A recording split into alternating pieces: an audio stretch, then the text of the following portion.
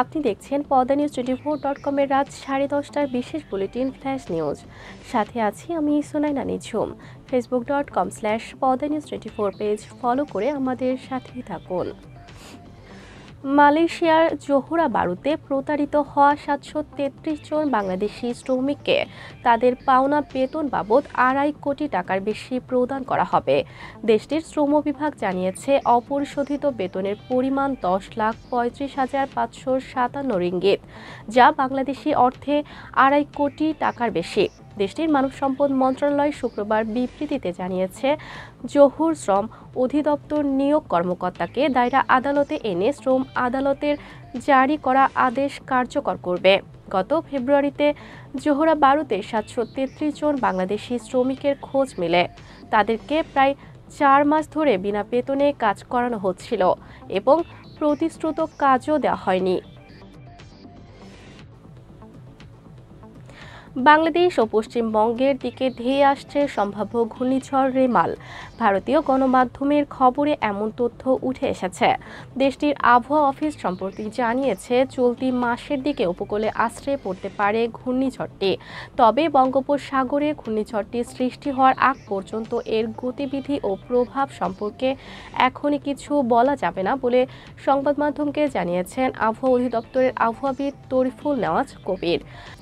শনিবার এমন তথ্য জানান, বলেন, সাধারণত মে ও জুন মাসে বঙ্গোপসাগরে সাইক্লোন ও ঘূর্ণিঝড় তৈরি হয়ে থাকে। এটা বর্ষা পূর্ব ও বর্ষা পরবর্তী সময়ে হয়ে থাকে। এরই ধারাবাহিকতায় আমরা আশঙ্কা করছি যে 20 তারিখের পরবর্তী সময়ে বঙ্গোপসাগরের একটি লঘুচাপ তৈরি হতে পারে।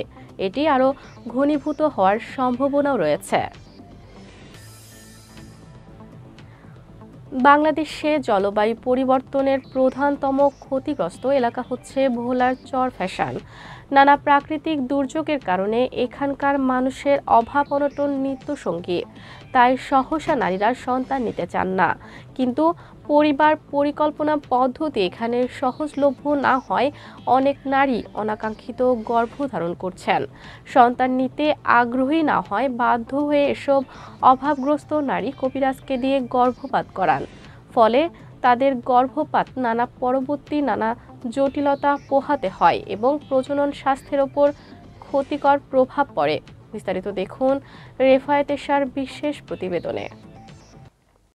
একদিকে প্রাকৃতিক দুর্যোগ, সেই সাথে পাল্লা দিয়ে বাড়ছে আর্থিক অনটন।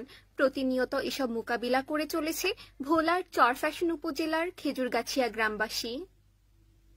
গ্রামের মানুষদের জীবিকা নির্বাহের প্রধান উৎস মাছ ধরা। কেউ কেউ পালেন হাঁস, মুরগি, গরু, ছাগল। বন্যা, জলোচ্ছ্বাস, ঘূর্ণিঝড়ের সময় তাদের ছুটতে হয় আশ্রয় কেন্দ্রে। মারা যায় হাঁস, মুরগি, গৃহপালিত প্রাণী। অভাব নেমে আসে সংসারে। জলবায়ু পরিবর্তনের প্রভাবে বাড়ছে গর্ভপাতের ঝুঁকি। আবার অভাবে সংসারে অনাকাঙ্ক্ষিত গর্ভধারণ তাদের জন্য হয়ে যায় বোঝা। ফলে তাদেরও ঝুঁকতে হয় গর্ভপাতের দিকে। কিন্তু গ্রামে নেই কোনো কমিউনিটি ক্লিনিক। 20 কিলোমিটার দূরে আমরা যাই, মানে ডাক্তার দেখাইতে হয়, মানে কাছে নাই হাসপাতাল, কোনো কিছু। এখানে আমাদের চিকিৎসা কিন্তু অনেক খুব হয়, খারাপ হয়, ভালো হয় না। গর্ভপাত করাতে নারীরা শরণাপন্ন হচ্ছেন কবিরাজ, ধাত্রী বা পল্লী চিকিৎসকের। এতে দীর্ঘমেয়াদে স্বাস্থ্য ঝুঁকিতে পড়ছেন কেউ কেউ। মাথা ঘুরেছে, ব্লাড ভাঙছে, তারপরে আমি কিন্তু অনেক অসহায় করে তারপরে আবার নিজের টাকা খরচা করে আবার এগুলো তুলে আনছে এই ডাক্তার দিয়ে। ওরা টাকা বিনে আমার ওগুলো তুলে নেয়। আমার মারফত হয়ে গেছে, 1 বছর তাহলে আমি করি না, কোনো ওষুধ বড়িও খাই না, কোনো বাচ্চা কাছে হয় না। কারণ এই খুচরা ডাক্তারের কাছেই আমাকে করি আই। গর্ভপাত পরবর্তী জটিলতায় হাসপাতালে যান নারীরা। এই হার বাড়ছে প্রতি মাসেই। হাতুড়ি ডাক্তার দিয়ে অ্যাবর্শন করালে যেটা হয় যে পরবর্তীতে সে বন্ধ্যাত্বের দিকে চলে যায়। ওই ইনফেকশন, অর্থাৎ মহিলার যে ভোগান্তিটা হয়, সে বাড়ি এসে দেখা যায় যে প্রচুর ব্লিডিং হচ্ছে।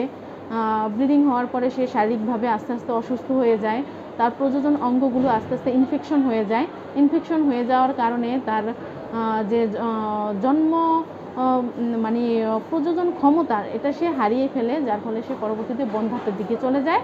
আর যদি সে বেঁচে থাকে, আর যদি এরকম হয় যে আমার বা গর্ভপাত যেটা যে কমপ্লিট হয় নাই, সেক্ষেত্রে সে রক্তপাত হতে হতে সে মৃত্যুর দিকেও চলে যেতে পারে। হাতুড়ে ডাক্তারের কাছে যায়, যে তার এমআর করায় এবং এই এমআরটা কমপ্লিট হয় না। সেক্ষেত্রে বেশিরভাগ আসে ইনফেকশন নিয়ে আসে, রক্তক্ষরণ নিয়ে আসে। এবং এ পর্যায়ে আমরা যে সেবাটা দিয়ে থাকি সেটাকে বলে pack, post abortion care.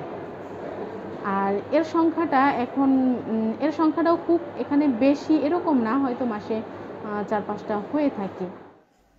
Khejurgachhia গ্রামে কমিউনিটি ক্লিনিক স্থাপন ও স্বাস্থ্যকর্মীদের তৎপরতা বাড়ানোর দাবি জানিয়েছেন স্থানীয়রা।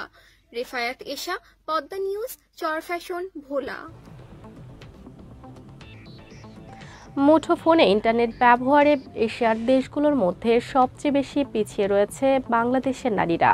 মুঠোফোন সেবাদাতা প্রতিষ্ঠানগুলোর বৈশ্বিক সংগঠন global system for mobile communications association চলতি মাসে the mobile gender gap report শীর্ষক প্রতিবেদনে এই তথ্য জানা গেছে।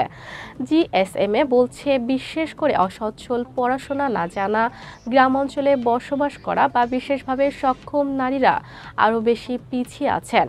নিম্ন ও মধ্যম আয়ের 12টি দেশের তথ্য প্রকাশ করেছে জিএসএমএ। দেশগুলো হলো মিশর, Ethiopia, Kenya, Senegal, Nigeria, Uganda, Bangladesh, Bharat, Pakistan, Indonesia, Mexico ও গুয়াতেমালা। জরিপে ভারত বাদে বাকি 11টি দেশে 15 বছর এর বেশি বয়সের 1000 নারী ও পুরুষের তথ্য নেওয়া হয়েছে। এক অভিনব নতুন জঙ্গলি লুকে ভক্তদের মাঝে ধরা দিলেন অভিনেতা সিয়াম আহমেদ। দীর্ঘ বিরতির পর জঙ্গলি নামের নতুন একটি সিনেমা নিয়ে দর্শকদের মাঝে হাজির হচ্ছেন তিনি। সিয়াম ফেসবুকে এক রিল শেয়ার করেছেন, যেখানে তাকে হাতে ব্যাট, চোখে সানগ্লাস, উস্কো খুস্কো মুখ ভর্তি দাড়িতে দেখা গিয়েছে, আর পরনে রয়েছে মিষ্টি রঙের লুঙ্গি। সিয়ামের পোস্টে মমিতা ফারুক লিখেছেন, সিয়াম ভাইয়া, বুবলি আপুর জন্য দোয়া ও ভালোবাসার শুভ কামনা রইল। রাইসা করিম নামে লিখেছেন, সিয়াম, তোমার জন্য অনেক অনেক শুভেচ্ছা রইল। মুভি খুব ভালো হবে, অনেক সুন্দর লাগছে। তুমি অভিনেতা হিসেবেও মানুষ হিসেবেও ভালো। ছবি প্রসঙ্গে সিয়াম জানান, এই সিনেমা এক ভিন্ন লুকে দেখা যাবে তাকে। বার্সেলোনার সঙ্গে লিওনেল মেসির চুক্তির বিখ্যাত সেই ন্যাপকিন পেপার নিলামে বিক্রি হয়েছে। শুক্রবার বিক্রি হয়েছে বাংলাদেশি মুদ্রায় প্রায় 11,29,00,000 টাকায়। ব্রিটিশ নিলাম হাউস বুনহামসে এই নিলাম অনুষ্ঠিত হয়েছে। বিস্তারিত ডেস্ক রিপোর্টে। 24 বছর আগের কাহিনী। ডিসেম্বরের এক দুপুরে 13 বছর বয়সী রোজারিওর ছোট্ট ছেলে লিওনেল মেসির সঙ্গে চুক্তি হয় কাতালান ক্লাব বার্সেলোনার। ক্লাব ক্যাফেটেরিয়ায় খাবার খেতে বসে বার্সার ক্রীড়া পরিচালক কার্লোস, এজেন্ট হোরাসিও আর ট্যালেন্ট হান্ট স্কাউট হোসে মারিয়ার উপস্থিতিতে লিওর সঙ্গে বার্সার চুক্তি হয় একটি ন্যাপকিন পেপারে। এর পরের গল্পটা লেখা ইতিহাসের পাতায়। ওই বছরের সেপ্টেম্বরে হয়েছিল মেসির ট্রায়াল, যেখানে মিগুয়েলা সহ সবার চোখ আটকে চায় নিউ ওয়েলস ওল্ড বয়েজ ক্লাবের অসাধারণ এক প্রতিভায়। মেসির তখন গ্রোথ হরমোনের সমস্যা। মাসে অন্তত $1000 প্রয়োজন চিকিৎসায়, না হলে থেকে যেতে হবে বামন হয়ে। মেসির সন্ধান পেয়েও শুধুমাত্র চিকিৎসা খরচের কথা চিন্তা করে পিছিয়ে যায় বুয়েন্স আয়ার্সের বিখ্যাত ক্লাব রিভার প্লেট। বার্সেলোনার প্রেসিডেন্ট তখন হুয়ান গাসপার্থ। তিনি ভেবেছিলেন তাড়াহুড়ো করে তার সঙ্গে চুক্তিতে যাওয়া ঝুঁকিপূর্ণ হবে। তবে এজেন্ট গ্যাগিওলি প্রচ্ছন্ন হুমকি দিয়ে জানালেন, দ্রুত চুক্তি না হলে অন্য ক্লাবে মেসিকে নিয়ে যাবেন, এমনকি হতে পারে তা রিয়াল মাদ্রিদও। এ কথা শুনেই তখনই চারকোনা এক টুকরো ন্যাপকিন কাগজ হাতে তুলে নেন রেক্সিস। নীলকালিতে লিখেছিলেন বার্সার সাথে মেসির প্রথম চুক্তি। চুক্তিতে লেখা ছিল, বার্সেলোনায় 14 ডিসেম্বর 2000 সালে মিগুয়েলা, হোরাসিও এবং বার্সার টেকনিক্যাল সেক্রেটারি কার্লোস রেক্সাসের উপস্থিতিতে কিছু বিষয় অমত থাকা সত্ত্বেও একটি নির্দিষ্ট অঙ্কে খেলোয়াড় লিওনেল মেসিকে সই করানোর ব্যাপারে একমত হওয়া গেল। চলতি বছর ফেব্রুয়ারিতে ঘোষণা আসে নিলামে উঠতে যাচ্ছে মেসি বার্সা ঐতিহাসিক চুক্তির ন্যাপকিন পেপার। শেষ পর্যন্ত নিলামে তুলে বিক্রি হলো সেই ঐতিহাসিক চুক্তিপত্র। নিলামকারী প্রতিষ্ঠান বোনহামস জানিয়েছে, শুক্রবার ন্যাপকিন পেপারটি নিলামে $9,65,000 অর্থাৎ বাংলাদেশি মুদ্রায় প্রায় 11,29,00,000 টাকায় বিক্রি হয়েছে। নিলামে ন্যাপকিন পেপারের ভিত্তি মূল্য ছিল $3 লাখ। মেসিকে দেওয়া বার্সার পক্ষ থেকে প্রথম কমিটমেন্টের সেই ঐতিহাসিক ন্যাপকিন পেপারটি এতদিন সযত্নে আগলে রেখেছিলেন গ্যাগিওলি। অনেকেই লাখ লাখ ডলারে এটি কিনতে চাইলেও গ্যাগিওলি চেয়েছিলেন এটিকে বার্সেলোনার জাদুঘরে সংরক্ষণ করতে। তবে শেষ পর্যন্ত নিলামেই বিক্রি হলো মেসি বার্সার চুক্তির সেই napkin paper. Tasnia Khanam, Padma news.